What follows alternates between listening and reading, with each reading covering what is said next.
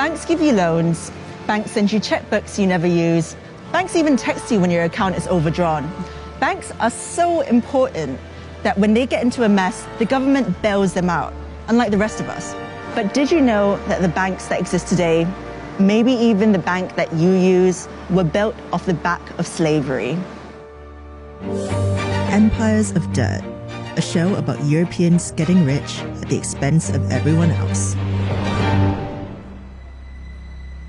From 1619, 11 million African men, women, and children were stolen from their homes and put to work on the sugar, tobacco, and cotton plantations of America and the Caribbean.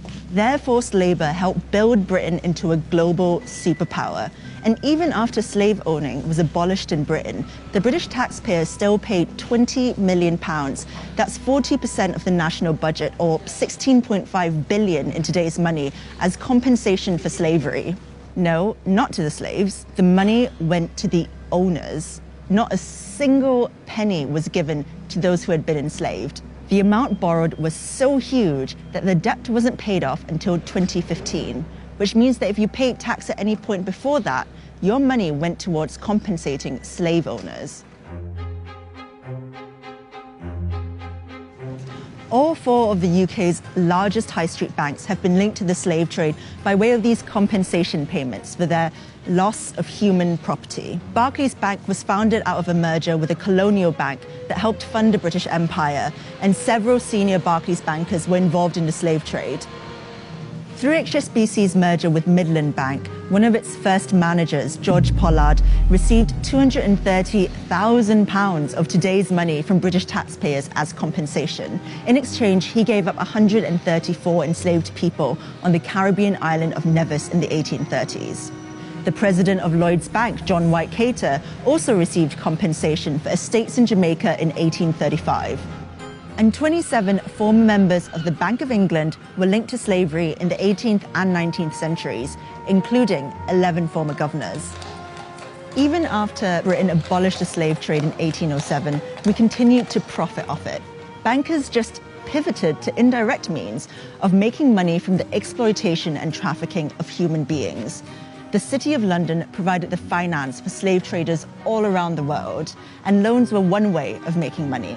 So a British bank would loan money to a US plantation owner to buy more slaves or agricultural equipment.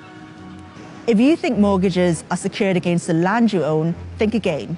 So-called plantation mortgages, where US slave owners would borrow money from British banks, were secured against the value of the slaves they owned, not their land.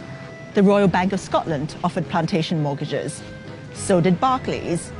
These mortgages were then bundled into bonds and sold to investors all over the world. When the US slave owners made repayments, the people who owned those bonds made a small profit. The City of London has defined British wealth for hundreds of years. Money comes in and money goes out to countries all over the world, and our status as a global power rests on our financial institutions. But the labor that built many of these institutions was enslaved. Iconic buildings like the Guildhall in the heart of the City of London epitomise Britain's involvement with the slave trade. Between 1660 and 1690, 15 Lord Mayors of London were shareholders in the Royal Africa Company, which shipped more African slaves to the Americas than any other institution in the history of slavery. A statue of William Beckford Sr., twice Lord Mayor of London, still stands in the Guildhall to this day. Beckford grew rich off the toil of slaves he owned on 20,000 acres of land in Jamaica. The Royal Exchange was the heart of the City of London, where stocks were bought and traded from all over the world.